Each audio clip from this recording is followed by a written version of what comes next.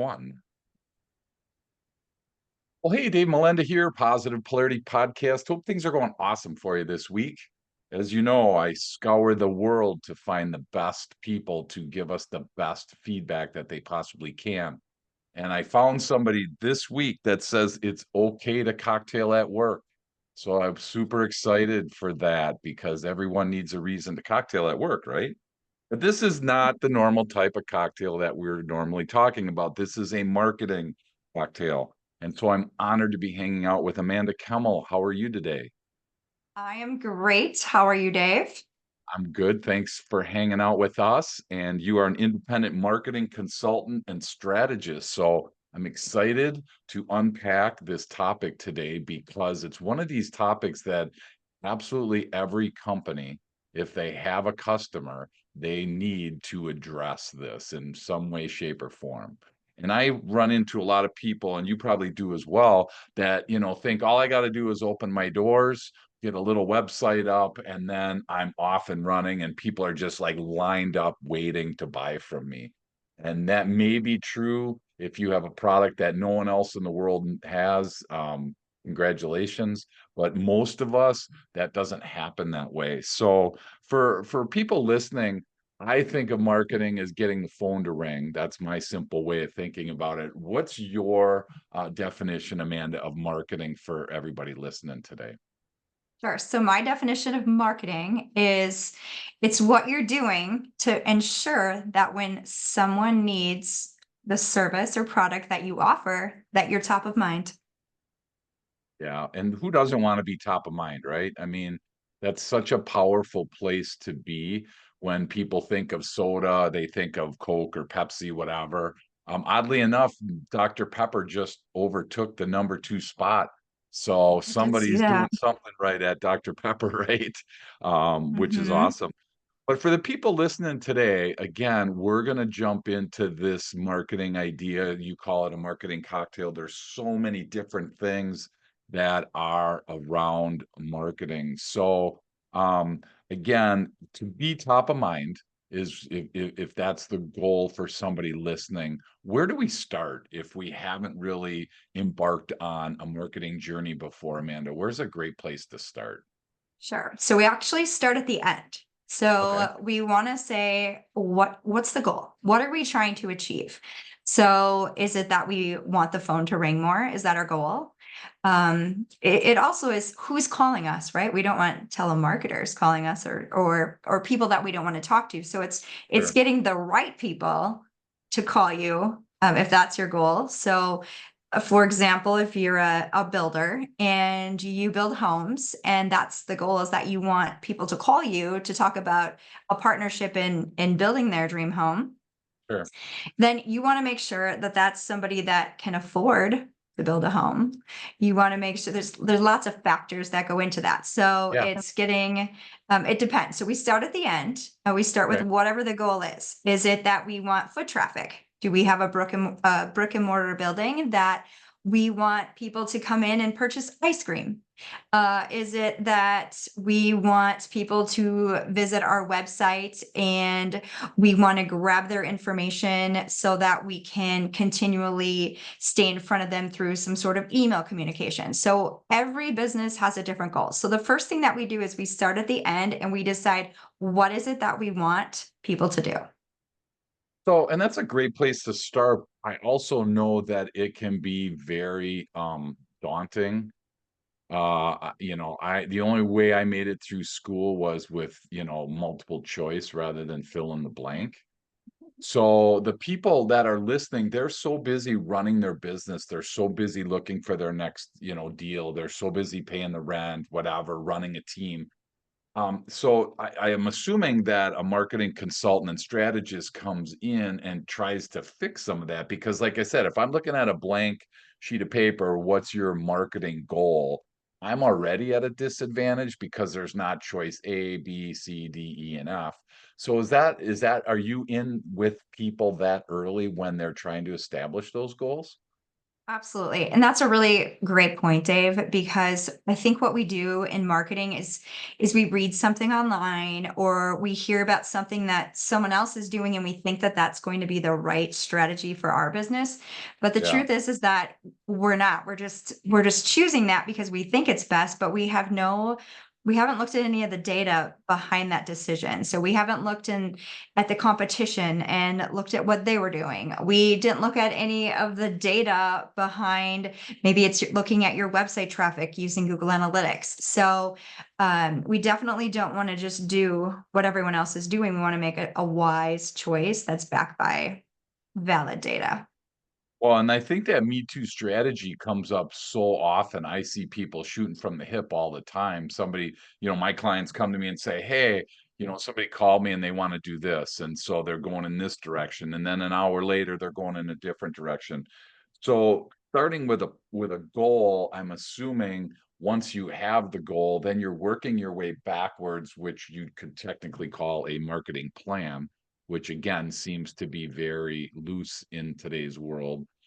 Is that kind of the goal though for this is once we determine what we want, now we have to kind of build a path to get to that goal. Is that kind of the next step then? Correct. And we work our way backwards. But what I think that happens a lot of times is we often go to a strategist who is also the one who's selling us the marketing package. So we may not necessarily get what all of the pieces that really we should be doing and implementing Okay. because there's a bit of a conflict of interest. So where I come in is that I come in as a third party without that interest. So I can take a really deep look at your goal and how we're going to get there.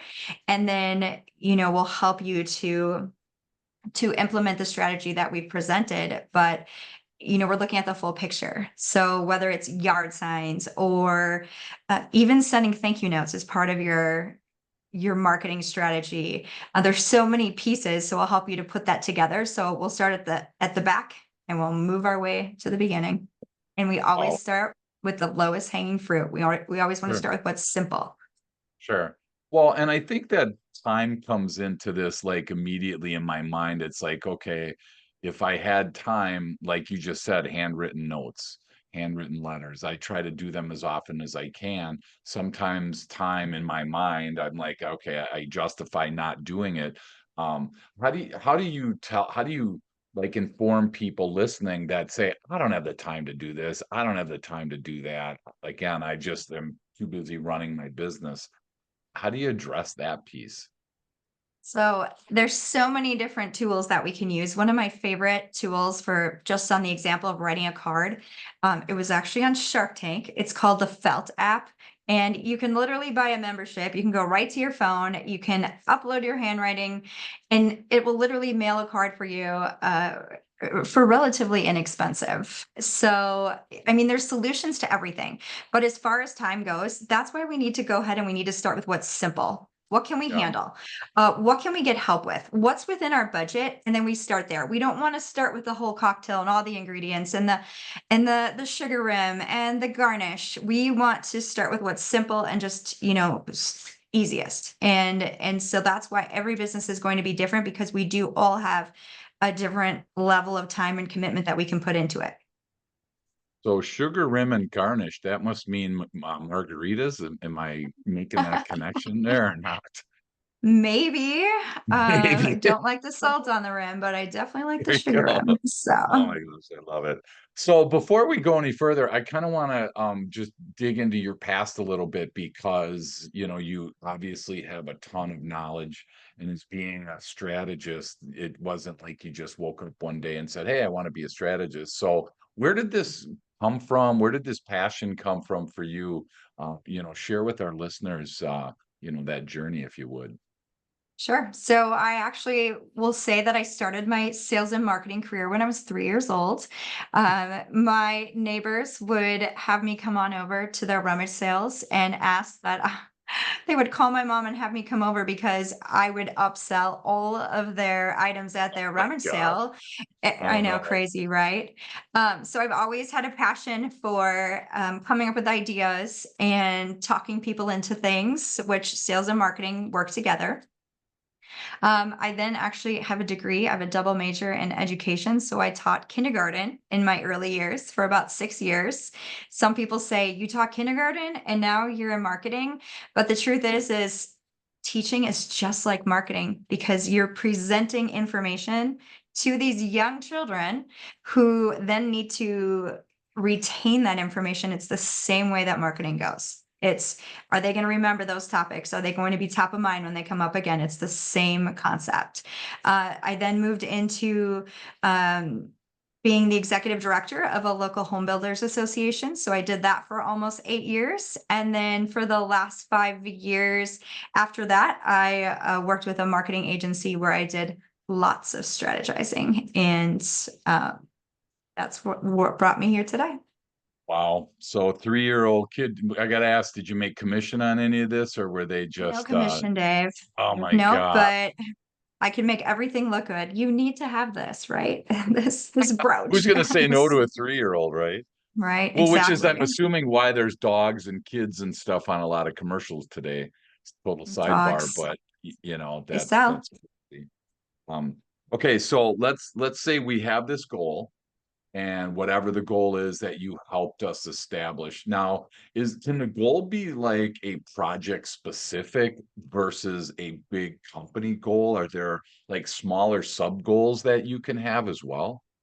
Oh, sure. There's definitely, and again, it varies based on the business. So we could have something where we're working with a company that maybe has a team of sales reps and they're trying to get leads. So maybe they sell a product that they feel that everyone needs and they're trying to get, you know, leads for their salespeople. So we're going to break that down into number one, just general brand awareness. So what are we going to do so that in general people can see that we're active, we're doing well? So that component is one. And then second is we're going to look at the goal of how are we going to actually get leads? How are we going to bring these people in so that we can go ahead and make that personal contact? So every business is different, but yes, there's definitely many goals under the big goal, with the end goal being how are we going to be top of mind? That's right. And you also mentioned creating your ideal client. So that seems to be, I mean, when I think of it, I think of the demographic right away, because that's probably just what I'm accustomed to, the age, the gender, uh, the location, those sorts of things. I'm assuming that that has evolved a lot in the last few years, with all the different potential, ideal clients. So how do you just, high overview, how do you do that for people that never really had thought about that before? Sure. So what I typically do is I look at what others in their industry. So if you're asking if it's a new business, I'll look at what others are doing and we'll take that information and go from there. Typically, if somebody starts a business, they have a good idea of who they're looking for. They've been in the industry. So we'll use some of that feedback that they provide and we'll come up with that avatar, as we call it. Mhm. So that, if we don't want to chase after those that aren't decision makers. So we don't want to waste our money. I always say it's like taking $100 bills and just throwing them out the window when you don't have that focused plan. You don't know who you're chasing, and we don't want to waste money. So nobody wants to waste money. So that's really what we'll do to go, Sure. to do that. One of the things that I want to mention though is a lot of people come to me and they say, I think I need to have my business on TikTok. And this is a perfect example of going back to that ideal client avatar and saying, okay, let's step back for a minute. Maybe there's a lot of buzz about TikTok, but is there a lot of decision making that happens for your industry and what you offer on TikTok? And most of the time, it's not. So there's a real difference in the number of views someone has, and then the action that's taken as a Sure. result. That's a perfect example of that. Sure. Well, and I gotta believe that there's a lot of blind spots that people have, like you just said. I want to have my business on TikTok. I mean, I'm in that same camp where I think that my ideal customer, my ideal client, business owners, entrepreneurs, sales professionals, they're living on LinkedIn way more than Mhm. they're living on Facebook or TikTok. So my as you and I've talked about, LinkedIn seems to be the strategy for me to be able to have success. So, but do you find people that like fight you on that? Because I feel like somebody would be really passionate about, oh my gosh, I have to have it on X, whatever X is. And so I'm just curious, is that something that you're running into where people are pretty opinionated on that, or are they pretty open, like, hey, whatever you tell me, I'll do? How does that work? Yeah. No, there's definitely both types of people. So the people who come to me and they say, I have to have this, they have to remember that when they develop a website or a marketing plan, it's not for them. They're not the ideal client. They're already in the business. And a lot of times it's hard to have the outside eyes when you're on the inside. So that's why Sure. it's always nice to have someone come in and take a look as an outside party. So absolutely, we do get some pushback there. And it's just, I mean, I'm hoping that people listening are listening with their wall down in trying to find ways to, help their business rather than sitting there justifying, I already do that, or she doesn't know what she's talking about. I get this all the time from my coaching side. People fight me on it, and I'm like, hey, I'm not here to argue with you. If you called me. Right? I mean, and it's like in this case here, I love the fact that it's a strategist where there isn't you're not trying to sell a website, or you're not trying to sell any packages of any type of actual marketing material, because like you said before, there is that odd spot there where they do have a potential vested interest in that. So that's what I appreciate there. So once we've got our goal, once we kind of created our ideal client and we start working this path, um, one of the words that you mentioned also was being consistent. And so I think that in like this type of situation where there's an election year, where marketing costs, I'm sure, are going up, and because of all this investment of money, it would be really tempting in 2024 to be able to say, hey, I'm going to take this year off. I got to believe that that can really hurt momentum. Or what have you seen in that situation? Sure. So a couple things around that. Number one is a lot of times in most industries, decision making doesn't happen on trigger. So the marketing efforts that we do today aren't necessarily meaning that they're going to convert tomorrow. So we have to consider that the activities that we are doing are actually creating our clients for a year from now or 2 years from now. So that's why consistency is key. But yes, it's really easy to look and say, oh my goodness, there's some instability in the world and it might be an election year, or I need to make some cuts because I'm nervous. And a lot of times people tend to look at their marketing and say, we're going to cut that. We're doing fine now. But Yeah, again, your efforts are for what's to come. And so instead, the approach that we need to take is we need to stop.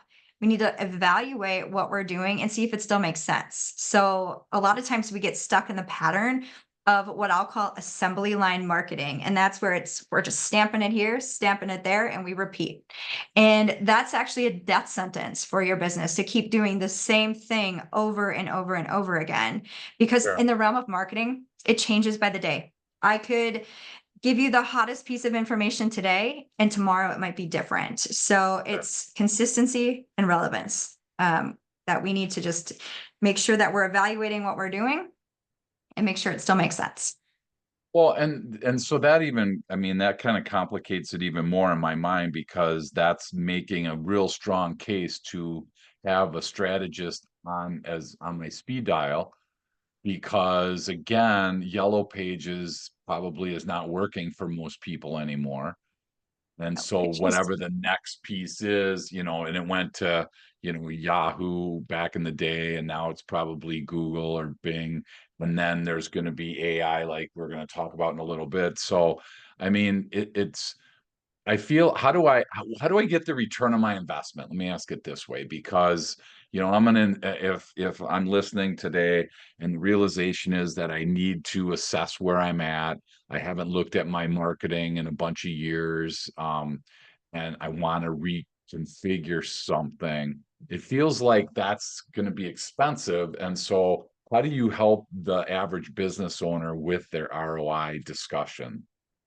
Sure. So we start by just, if you're a business that's you've been in business for a while, we're coming in and doing an evaluation.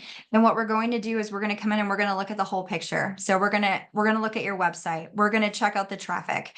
We're going to see how much traffic's coming in from that website. We're going to see how many phone calls are you getting if that's your goal. We're going to look at the whole picture. We're going to look at your goals. We're going to see where you're at. Is business down? Is business good? And we're going to literally, actually, I have a graphic here. I basically create what I call strategy boards. So I just have a little graphic of how that looks Sure. and break everything down into pieces. And then what I do is I take my post-it notes, all different colors, and move them around, Okay. because that's exactly what your marketing plan looks like. Is it's going to vary. So we go ahead and we pick out all the pieces, and then we start rebuilding them and putting them together again, starting with the lowest hanging fruit. And then our conversation isn't one and done. So we're going to build that plan today, but then we're going to consistently evaluate. And again, that goes back to that assembly line marketing, where a lot of businesses are going wrong because they're not doing that. They're saying, this is one and done, let's go. And then they get stuck. Sure. Wow. So, question for you, because is there an option? I get this from my coaching side, so I'm assuming you get it as well. I have certain clients that want me with them for the long haul. They don't want to ever take the training wheels off, so to speak, and that's not good or bad, right or wrong. There Mhm. are people that say, "Hey, teach me how to do it so that I can train my people to do it myself or themselves."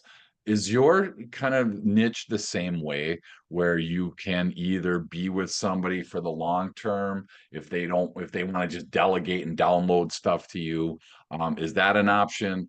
Just like it's an option to teach them how to do it. Where do you kind of land in that situation? Sure. So, in a perfect scenario, I would say it would be a long-term relationship. So, it would begin with a lot more effort and time together in that partnership at the beginning. But then ongoing, being that support person that would evaluate how things are going and then make that pivot when needed, because marketing's trial and error. So, I could tell you that this is the plan based on all my research, but your ideal client might respond a little differently. And so then it's when we come in and we alter that strategy. So it would consist of an ongoing monitoring to be successful, but Okay. also definitely can come in and help train your salespeople or your marketing person if you have someone on hand as we create this strategy. A lot of times we hire marketing personnel and there's really nobody to train them. So especially for a small business and we hire one marketing person, Yeah. they don't necessarily, they're spending a lot of time figuring out what to do. So this can save a lot of time and money by helping them, teaching them the strategy, what to look for, how to do it well, and then everything runs really smoothly. I'm assuming you're like me, where some people just need that accountability because, Mhm. like, if you are on a short-term assignment and you take your hands off, and all of a sudden, again, the person's not equipped to continue that, that can be really frustrating as a business owner. And I know for me, I have engaged people in the past in a variety of different things, and sometimes I let go and it works. And sometimes I'm like, uh-oh, it's not working. So, I'm able to help along, or they're able to help me, because most of us need some type of accountability. So I'm assuming there's part of that in your life as well, where you're being an accountability partner for your clients on this marketing side. Absolutely. We'll call that a health check. So, everybody needs to go for a checkup, right? Yeah. Things start to get out of hand. We create some bad habits. It's the same thing in this format. So, absolutely. That's so cool. So we're going to take a quick break, and when we come back, I want to talk into the SEO, some Google Business Profile stuff, some things that you are up in on, because again, guys like me, I have no clue what any of those things mean. So we're going to take a quick break, and we'll be right back. Welcome back, everybody. I'm honored to be hanging out with Amanda Kemmel, independent marketing consultant and strategist. And we are going to talk about something that, again, is totally foreign to me. So speak my language at my 6th grade spot, okay? Because this gets You really, got it. like, crazy, quick. So you talked about 3 chunks of that are really important for businesses, local SEO, the Google business profile, and then AI and searchability. So I wanna unpack that in the second half of this show. So let's look at that, ice cream shop that really isn't shipping any ice cream around the world. They basically are, a small radius type of place where it is a brick and mortar. Is that to me, in my mind, that's what local SEO is, but I'd love to hear what that, looks like for you. Sure. So local SEO is I'm a local business. My clientele is within a local range. How do I get Okay. them to find me online? Online or in person? Online. So SEO is search Okay. engine optimization. So we're looking eventually it's going to need to be in person when we're talking in perspective of an ice cream shop. But Sure. how are they going to find me online so that I can get them in my shop? Okay.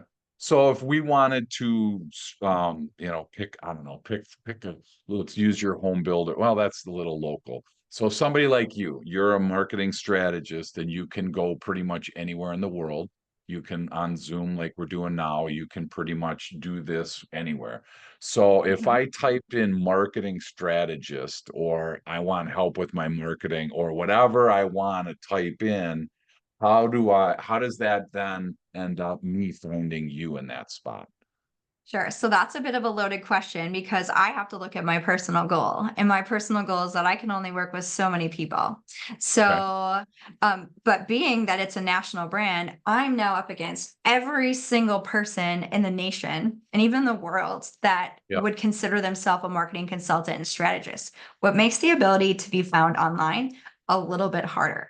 But when I'm looking at it in the perspective of someone that's a local business, and let's go back and say the ice cream shop, Sure. I can look online. I'm going to search for ice cream shops near me. And Okay. that's what's important is are they going to come up? So that would be the difference. And there's So lots of things that we can do yeah, go to ahead. help you to come up. So if I type in ice cream shops near me, the top 10 or whatever, top number of them are going to show up. So number one, our goal is to make that list. And then number two is I'm assuming you want to be as high up on that list as you possibly can, correct? Absolutely. And so one of the ways to do that is last fall, your Google business profile that is completely free and given to you by Google. They basically did an update on Google that said your website is really important, but we're now going to take that Google business profile and we're going to raise the real estate value on that. Okay. The other day, actually, I was talking to a business. I looked for exactly what they do. They're a wedding venue in the mountains of Tennessee, gave their specific town. And when I searched for that business, another Google business profile came up. And the reason that happened is because their brand did not have a Google profile. So listen to that carefully because somebody was actually searching for them, but Google showed them somebody else. So that tells you how important it is to make sure that you have a Google business profile. Now, secondarily, we want to make sure that you have all the right information in there. It is so packed with opportunity. There's so many things we can do. We can have your hours. We have a link to your website. You can actually have it that someone can click to call you right through your Google business profile. They can send you a message right through Google. We can update them. We can answer, they can ask a question that we can answer. So lots and lots of opportunity. And to me, that is golden spot number one when it comes to being found online as a local business. And what I'm guessing most people not have a Google business profile? They may have one, but they might not have looked at it in a really long time. And so that's another thing that we don't want because people have the opportunity to leave your reviews. So oftentimes I can talk with a business and they don't even know what their Google business profile looks like. They don't know if anyone's left them a review. So we could have a negative review. And Dave, this has happened before where it could be somebody that they don't even know.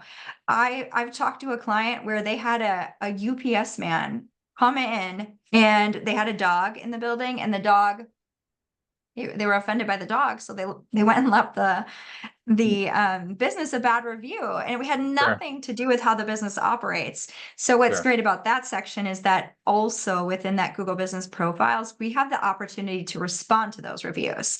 And we're not going to make everybody happy, but the key is how we respond to them that will make everything different.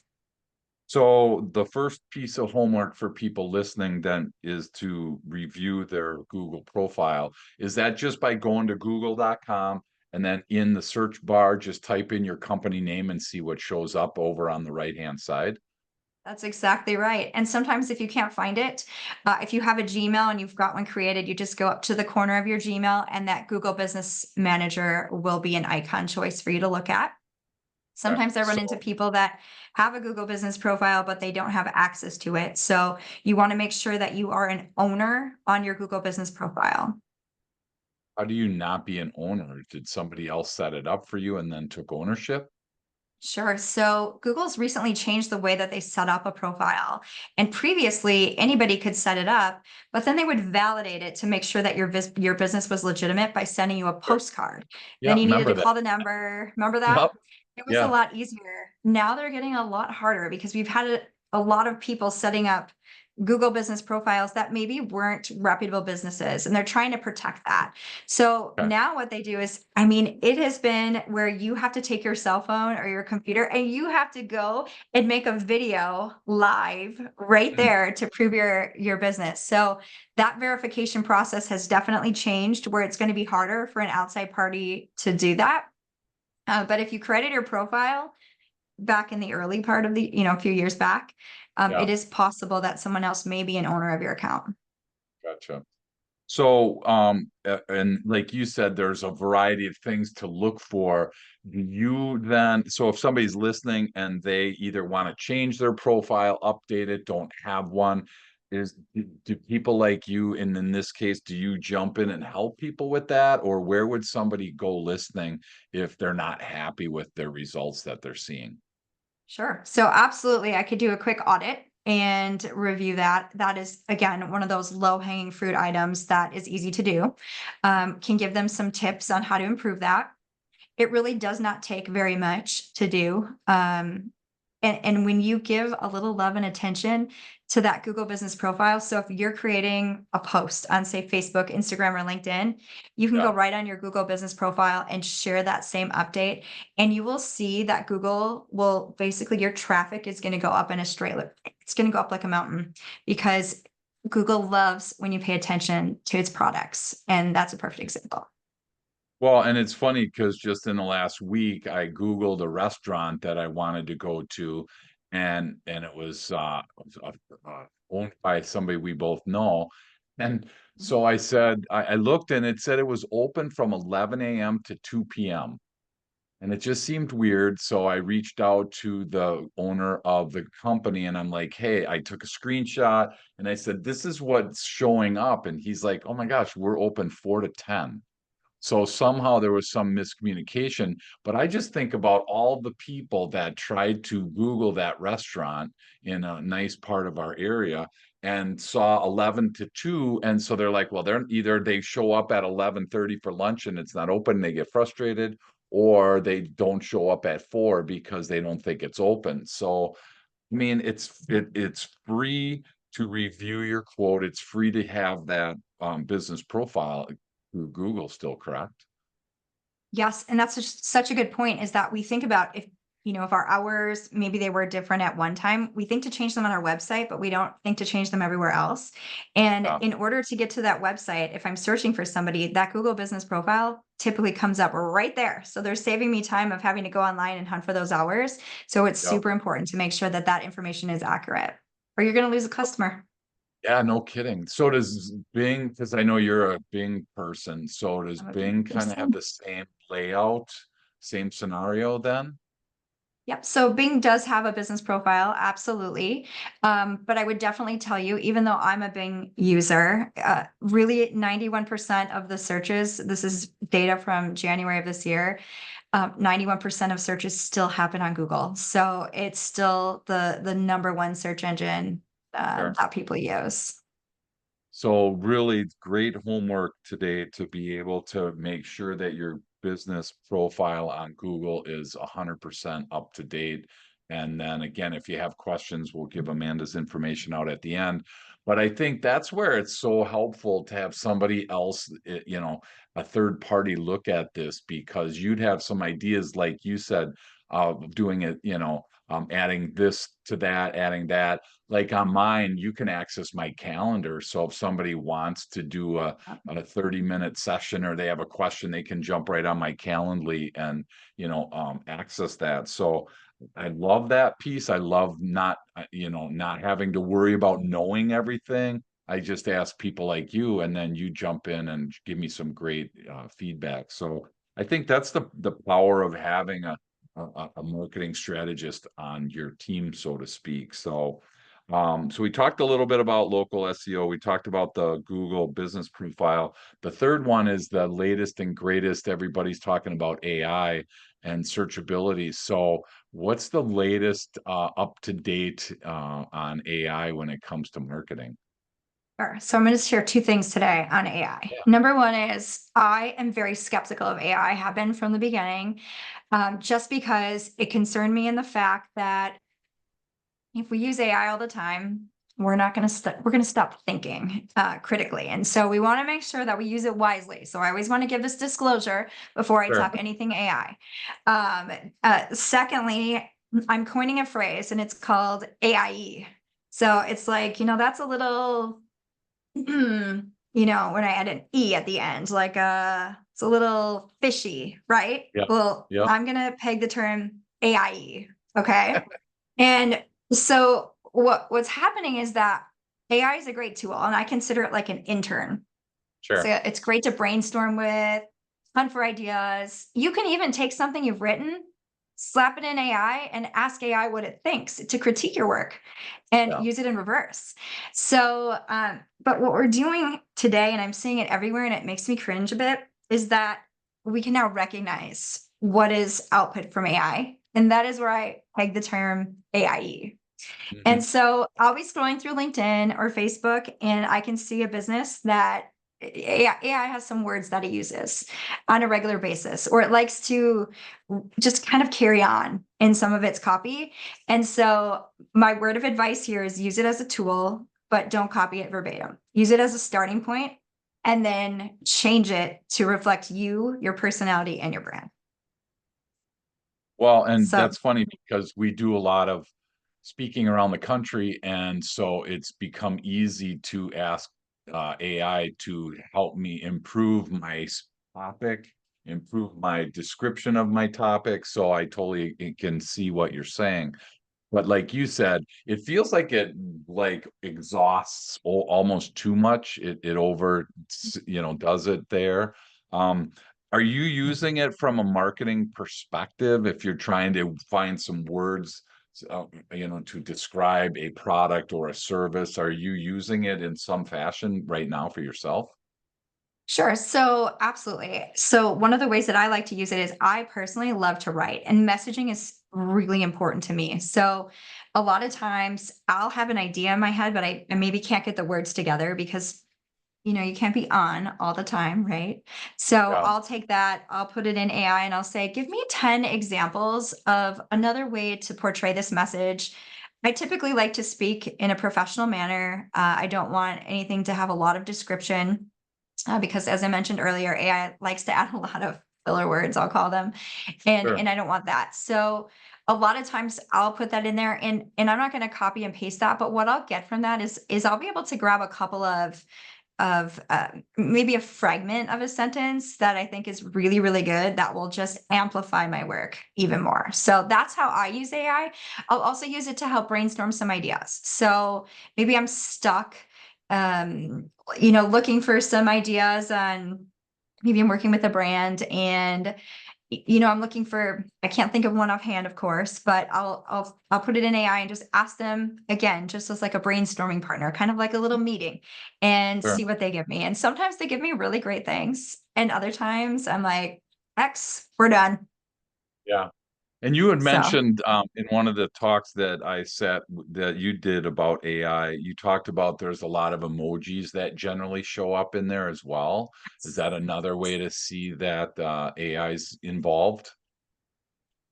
it is. And I think a lot of times when you ask AI to make a social post for you, it almost announces it. So it gives a heading with a social post and surrounds it with emojis, and that makes me cringe. So yes, Oh, it comes in with this yeah. heading and it's very identifiable.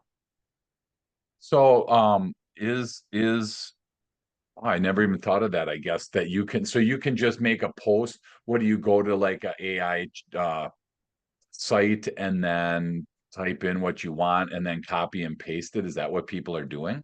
That's exactly what they're doing. So I could go to AI right now and say, I need 10 social media posts written in a professional format for Dave Molenda, who has the Positive Polarity podcast, to entice listeners to listen to his podcast. And it will Sure. come up with some 10 examples, but it will be like announcing Positive Polarity podcast now live, surrounded with emojis. And to Okay. me, it's very identifiable. And while AI is very useful, there's a perception that's associated with, okay, now it's making me cringe a little bit because we're taking the easy route. And Sure. in a way it's a negative because it's no matter what business you're in, is that if that's identifiable, we're saying you're cutting corners, right? You're Yeah. not doing that on your own. So I don't know that that's a good place to be. And I'm getting, I don't know about you, Amanda, but I'm getting a lot of people on LinkedIn that are saying this is not, this is a real person. So they're almost kind of combating that at the beginning of that. It seems kind of, um, I'm not a fan of it, but again, that's just me. So, um, do you see that a lot, or what are your thoughts? Sure. Actually, I want to share something back to a post on LinkedIn. So I use and I share this, back with you earlier, but there's a Adobe Firefly, right? So I can go on and I can create a piece. I can create an image, whether it's a stock-ish photo or even a graphic and artwork. And I can go right to Adobe Firefly. I can describe what I want, and it will create some examples. And I can keep trying to alter it a little bit, which makes Sure. life easy, and sometimes it's complex. But the other day, I was looking for an image to go with a LinkedIn post. And what I noticed is that I created it. Adobe Firefly created a perfect image that I was looking for, was a woman with blonde hair looking out into the water. But it also now stuck an icon in the top left corner to note that that image was created on AI. And I think that's something to mention because we're getting into a time where, again, let's say I visit your website, Dave, and the whole thing's written with AI. Am I really getting you? Yeah. So, I think we're going to see a lot of conversations around that. And I know we weren't even going to talk about this today, but I think that's a whole nother conversation is how do we quote that we used AI? Are we noting that this website was created using some AI? This post was created with AI. Are we going to start having to give credit to AI so that we can tell the difference? Well, this is like saying our food is made from 100% organic material, right? My website had no AI in it, at least that I'm It did aware of. not. So I that's actually can awesome. credit that 100% your website has zero AI. It was all written Perfect. from Awesome. scratch. Thank you for that. Hey, couple questions as we start to land the plane today. So we've been talking a lot of ideas and concepts. You talk also about low hanging fruit, and I definitely see that Google business profile is one. Are there any other low hanging fruit pieces that you can think of that you generally talk to people about that might be a simple little course correction or a simple fix? Have you come up with any other ones? Sure. So I think that kind of goes back to the marketing cocktail is that, again, we think that we have to do all of these things that are here and they're expensive, but there's several things that we can do that are easy. They don't cost a lot. And actually, I'm going to give it to your listeners for free. So I have a list of 10 of those really low hanging fruit, simple ways to market your business. And Okay. if they're listening today, they can go to my website at amandakemmel.com/positive polarity. They can put their information in and they'll get access to those low hanging fruit items. 10 simple ways to market your business. I like that you put simple in there. That attracted me. As soon as you said simple, I'm like, yes, finally somebody's going to do this simple. Because the longer that is, as a high D in disc, I lose my way really quick in stuff like that. So amandakemmel.com, and that's KEMMEL.com /positive polarity, and there'll be those 10 tips in there. Thank you so much for sharing those. I have Absolutely. one other question that I wanted to ask. So you took your disc assessment recently, and we love using disc. So was it pretty accurate what you ended up seeing as results? I would definitely say it was accurate.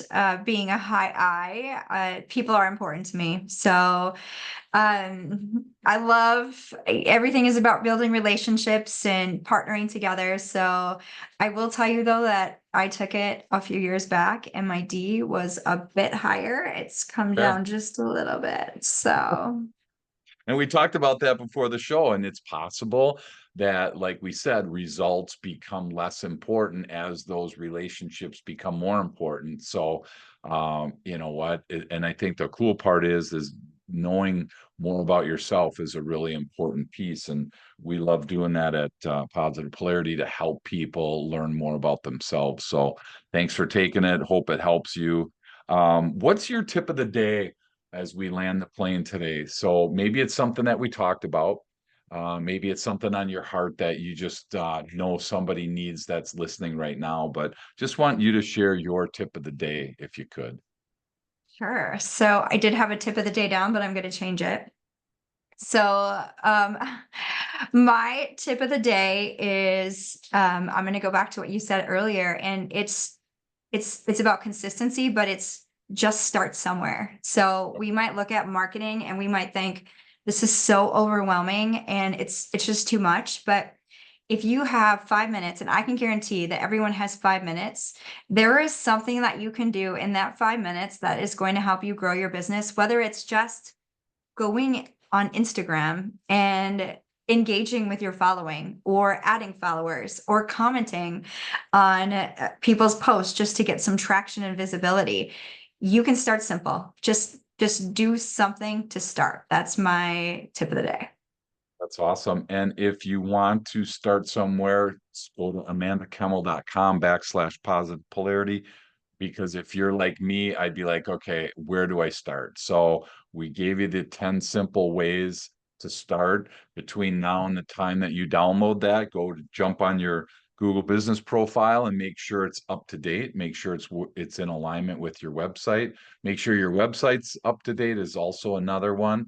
Like you said before, if you have summer hours or you moved or whatever, I mean, it's crazy. We both know a business owner that owns a Mexican restaurant. And when you Google them, they moved recently and their old address still shows up where there's another Mexican restaurant. So, you know, there's just these things that are like there, and then people wonder why we're not busy, you know? So what a great tip. Just start somewhere. And I Yeah. think it's And on great. that Mexican Good. restaurant, Yeah, very good, by the way. Very I good. know. So you don't want to miss that. You don't want to show up at No, the wrong absolutely not. location. Yep, definitely. So, amandakemmel.com, 10 simple ways to market your business. It's going to be amandakemmel.com /positive polarity. Start there. And again, rather than jump into your next event, rather than jump into your next podcast, take a minute and really, make this last 45 minutes valuable by committing to doing one thing, whether it's your Mhm. Google profile, whether it's downloading those tips, whether it's looking at your website, look on your Instagram, like she said. Maybe you don't even have a LinkedIn business page. There's that. There's just, again, a lot of stuff. And I just thank you for helping us with that marketing cocktail. I hope that there was enough sugar on the rim today to make it worthwhile Mhm. for everybody. And again, I always appreciate all that you're doing for me, and I continually learn from you. So thank you for opening up and sharing with our audience today. Well, likewise, Dave. Thanks for having me. You're one of my favorites.